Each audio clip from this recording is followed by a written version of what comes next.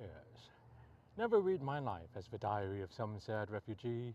My account is not intended as a routine narrative of adversity overcome, mere survival, once again, transcending a descent to white-hot hell converted to the placid limbo of frogs. No, I miss the familiar strange here in a way you cannot fathom. Our hard ghosts remain vigilant, thin as an ink scratch on an old palm leaf, haunting with a tongue claimed incomprehensible. The old signposts have been lost, but in strangeness, possibility. I hope, moving, a shadow in uncertain passages, making melodies for newsless souls. In daring this, might I shape some limitless star? We, scrambling to replace what we barely knew, barely recognize our tangled metamorphosis, our hymns of recovery, organs of uncertain purpose in the body cosmic, mistaken easily for endings, not new beginnings. Oriental rat flea. You've known pyramids and paupers, vermin and saints, filling graveyards between your leaps with your mouth of plagues for every age and eon.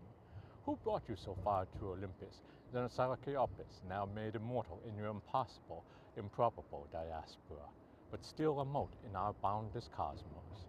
Among these mighty pens and laurels, these songs of fading gods and apocalypse, what do you know of Vinchan or Versailles, Vincent Ching, Mekong deltas, or fabled Delphi? Yet a single bite can rouse legendary lions whose roars might move 1,000 stars the way mere butterflies level vast empires.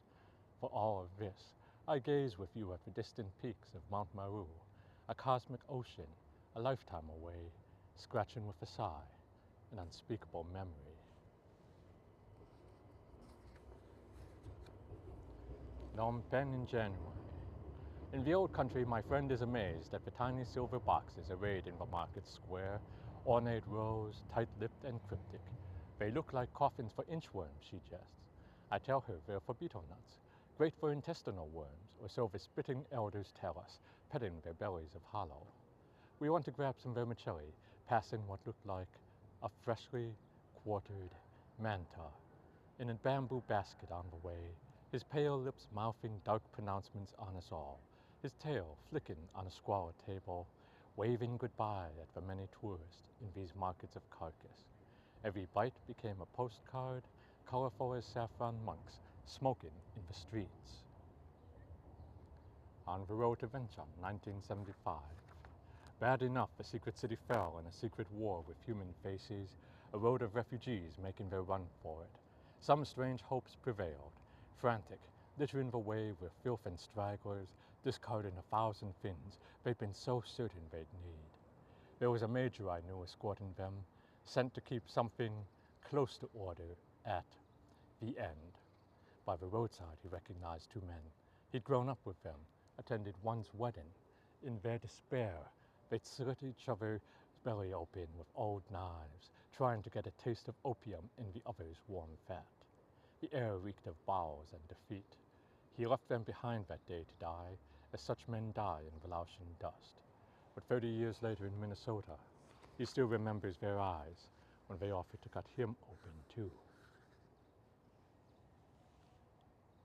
Riding the tiger. Bury in my wars these memories of you. It don't mean nothing, wondering who will stop the rain and who knows the way back to San Jose, 10,000 places you left your hearts. What a song for all these waters and slaughters. It seems almost unthinkable, but I'll ask anyway. In the shadows of Saigon in your olive and pomp, did you really see yourselves in your rumbling array as some smiling lady rider from Niger, or believe you were merely the tiger? All this napalm, but burning bright, our fearful symmetries, these roaring hogs, hurling yourself at the moons and stars, striped liberty, gorging with impunity, weapons free. You came a long way, babies, for hearts and minds, lighting huts like there's a snazzy meadow down the avenue. You never paused to think what it really means to come back, deep down inside, from this land of cycles and samsara, snickering at where tiger rumors, shining bullets for a voracious phoenix.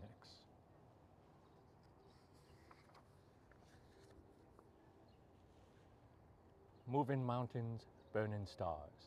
In Germany, the Krebsberger 288 was forged to kill mountains, towering 96 meters and 13,500 tons, indifferent to poetic subtlety. This isn't the work of surgeons cut into a mountain's coal heart, maybe an ancient vein of diamonds worthy of mortal beauties.